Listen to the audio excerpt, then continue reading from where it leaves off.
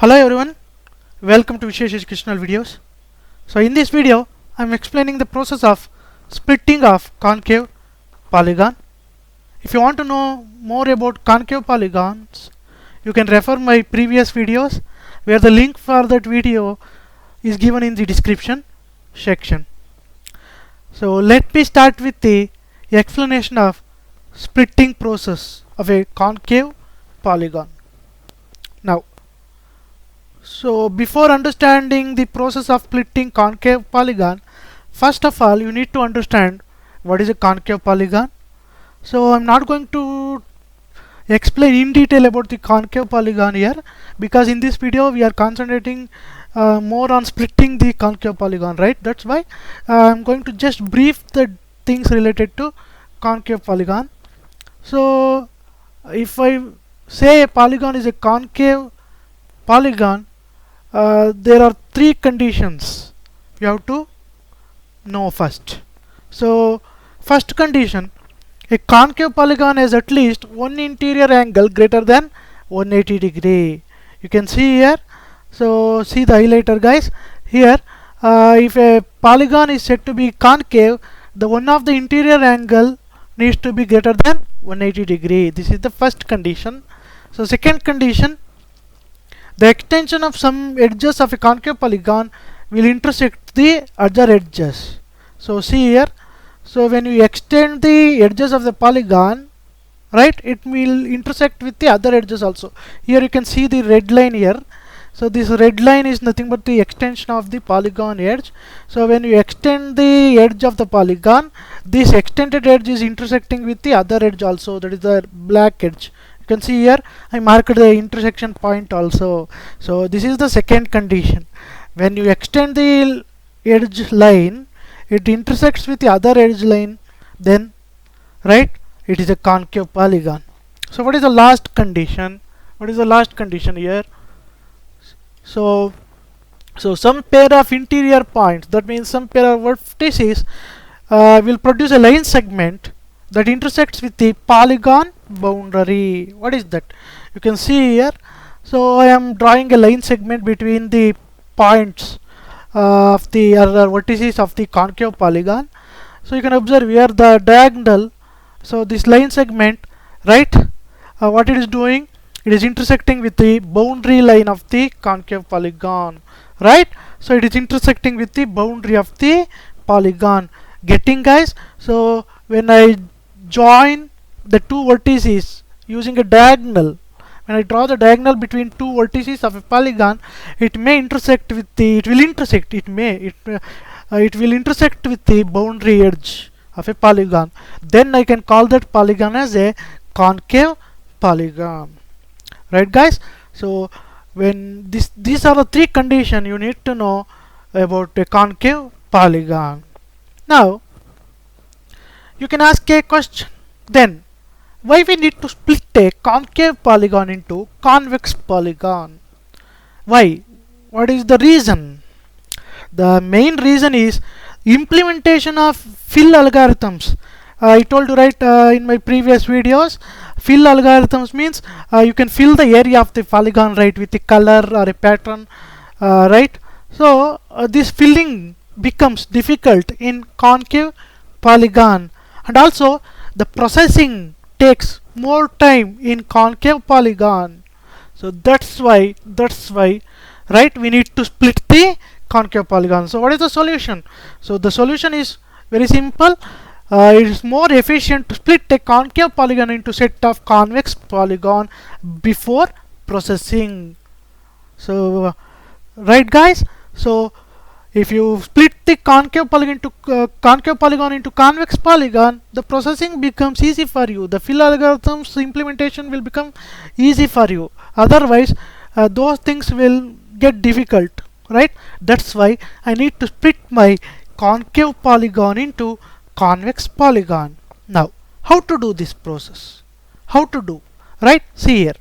There are two methods actually. There are two methods to split, right, concave polygon into convex polygons. First method is a vector method, and the second method is a rotational method. So in this video I'm explaining the first method, that is vector method, right guys? So now we will see the procedure of a vector method, right? So to explain the vector method, this is the polygon I'm considering here. So obviously this is a concave polygon. So this I'm going to split this concave polygon into convex polygons, right? How I am going to do that means we will see in the coming slides, right? So see here. So algorithm, this method contains some steps, right? So what is the first step here? The simple thing here, this is a very simple thing. So we have to find the values of coordinate for each edge. You can see here. So polygon contains edges, right? And these edges will have some coordinate values. Coordinate values means that two vertices values, right? Because two vertices, right, form a edge. So if you want to draw a edge, you need how many vertices? Two vertices. That's why each edge, right, will have some coordinate values, vertices values.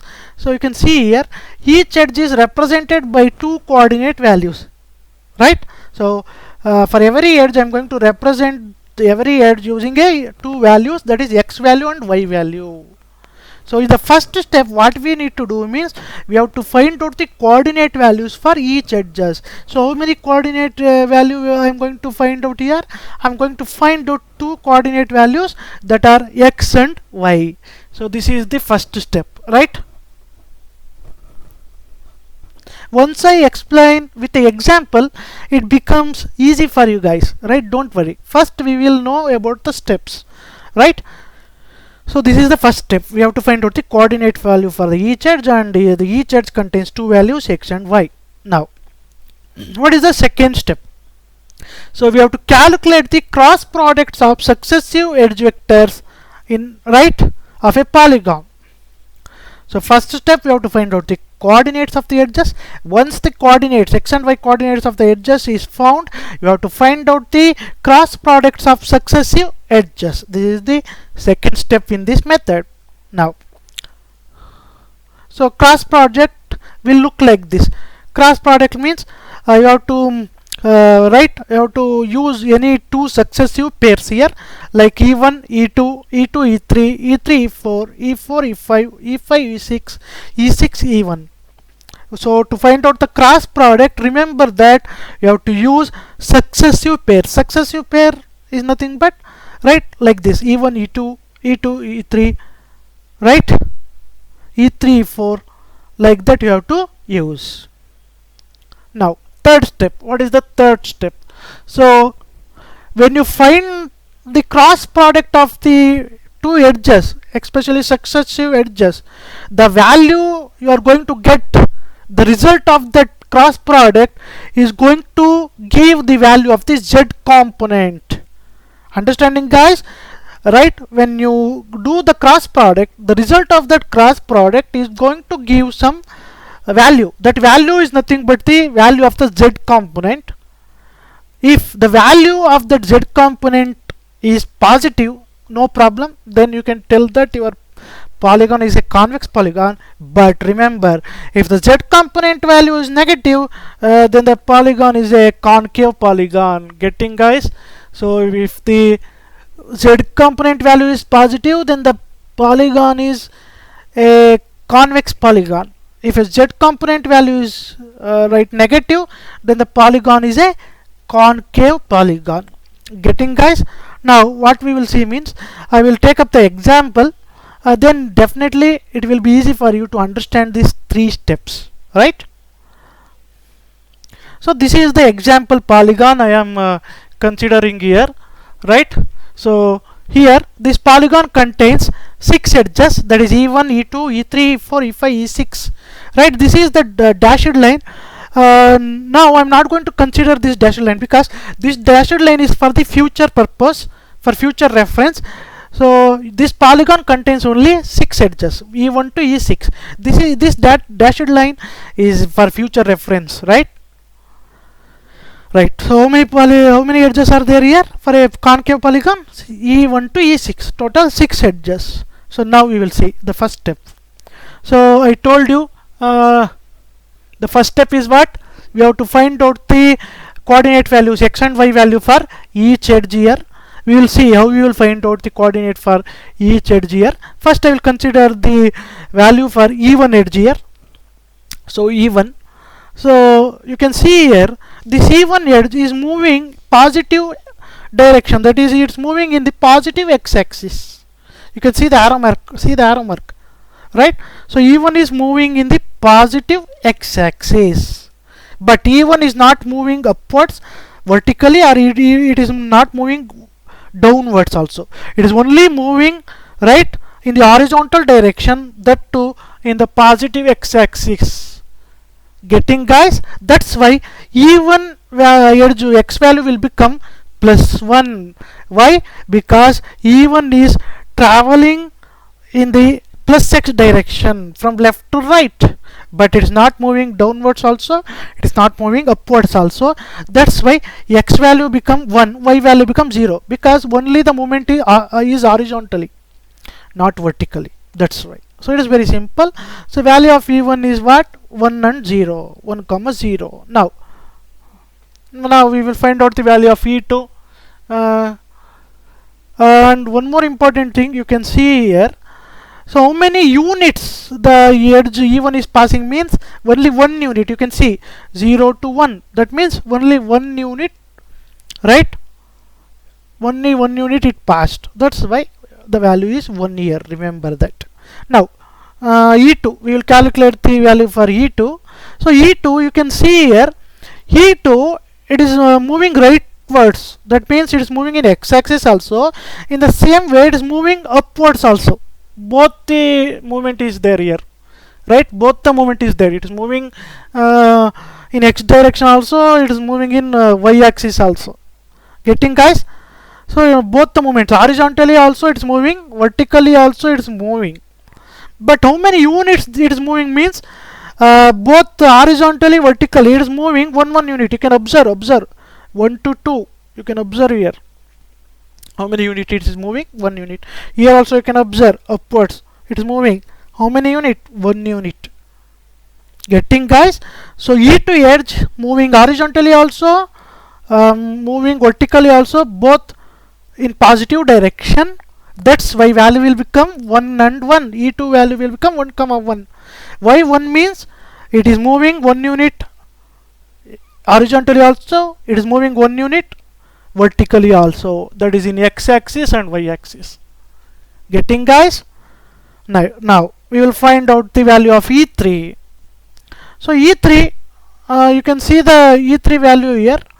E3 it is moving towards x. Yes, it is moving towards x. In the same way, it is moving downwards, that is minus y.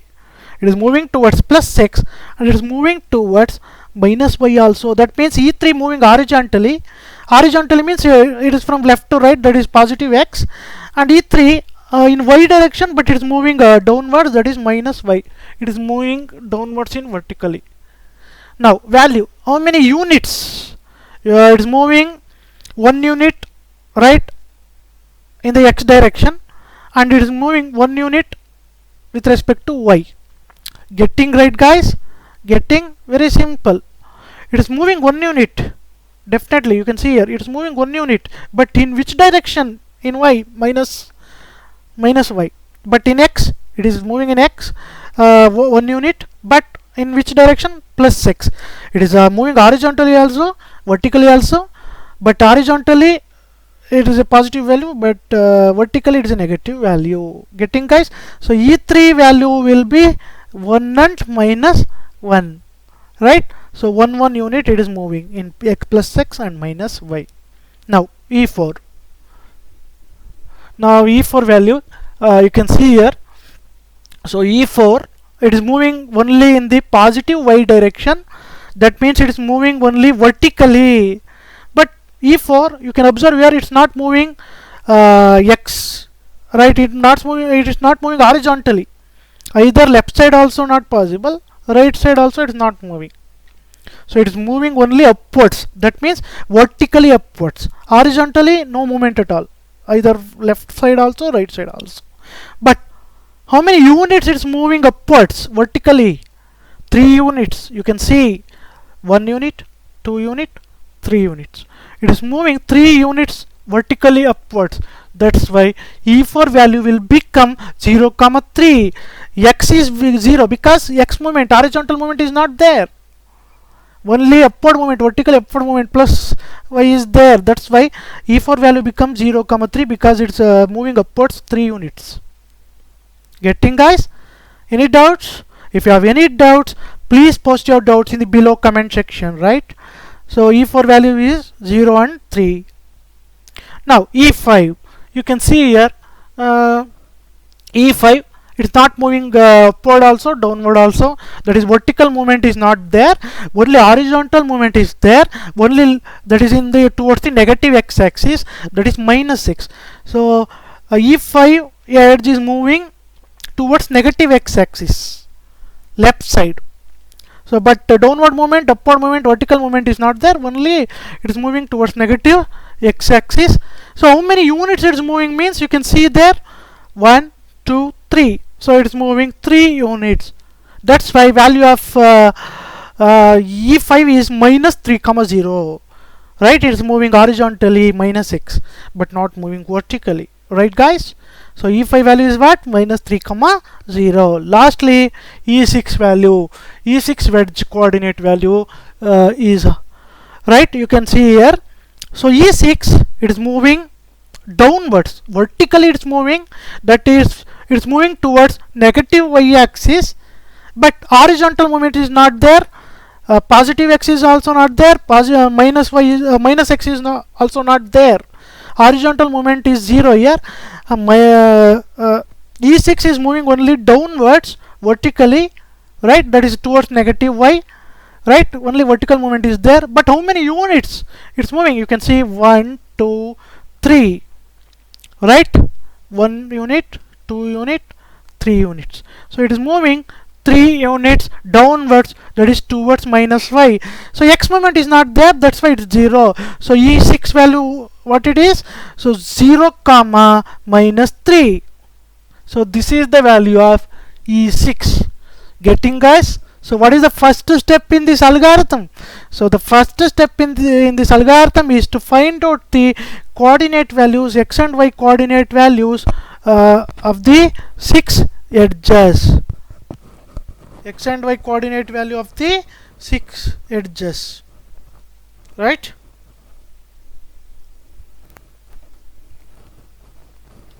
Right. Now what are the values from E1 to E6?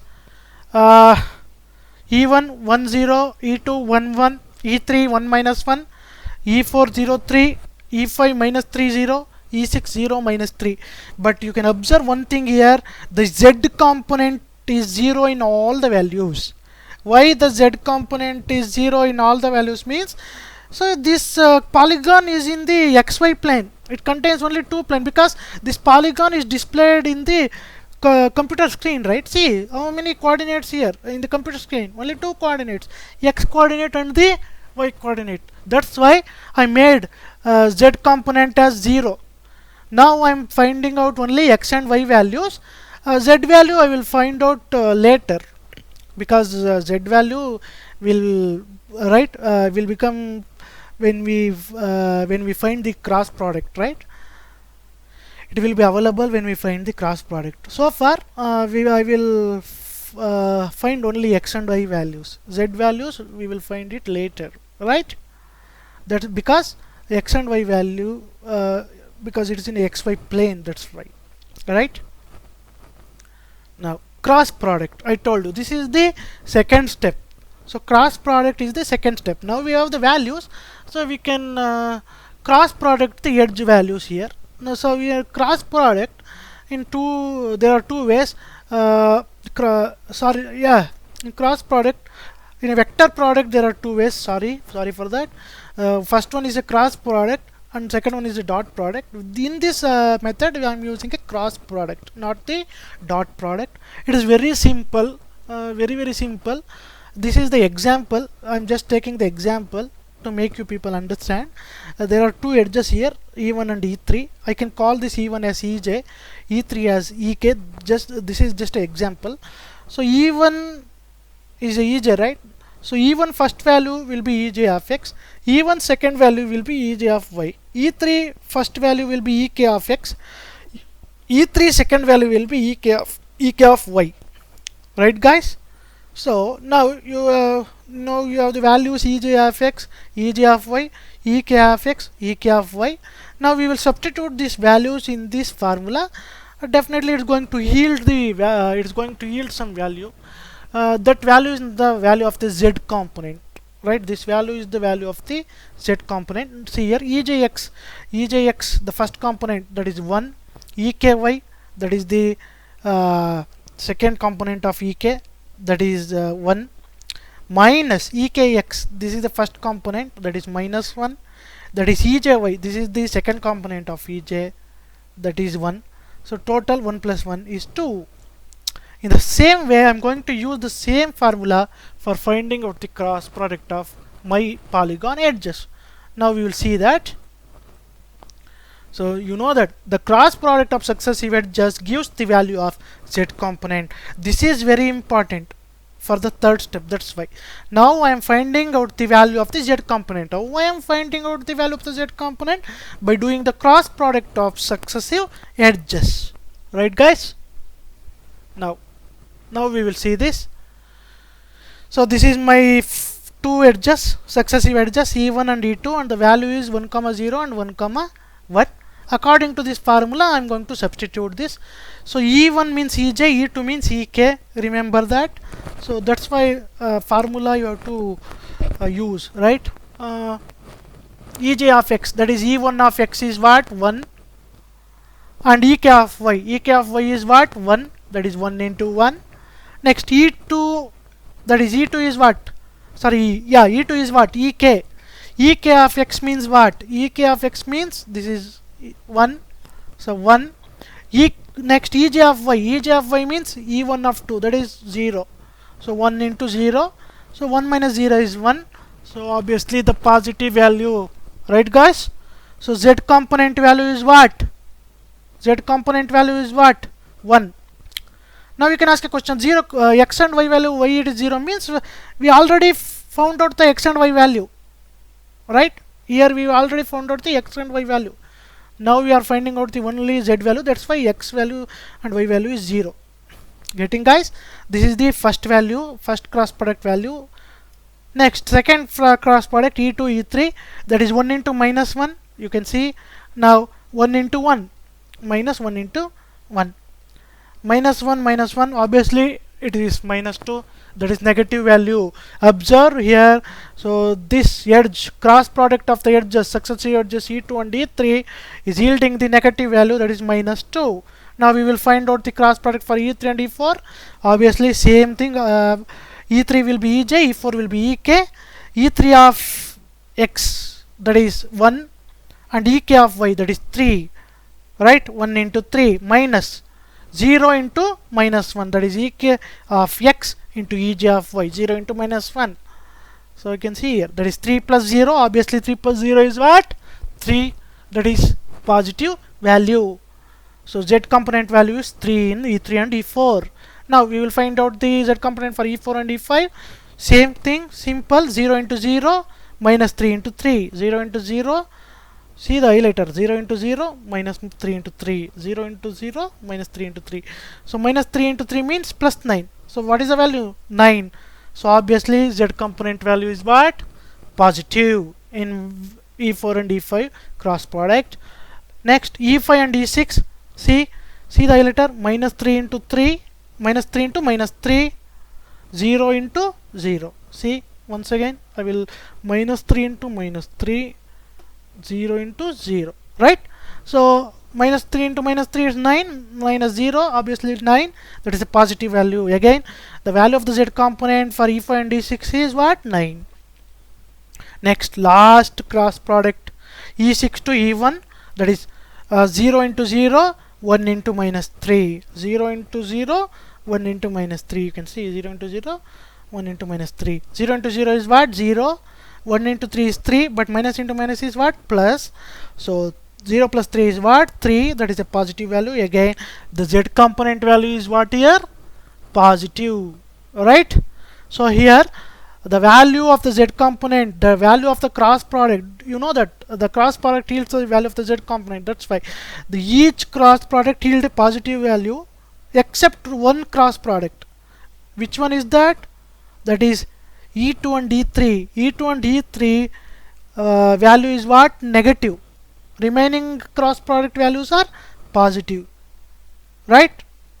These are the values, step 2 values. Right? Now, what is the step 3? So you can see here, since the cross product of E2 as E3 as a negative z component, we split the polygon along the line of vector E2. This is the third step. What is the third step here?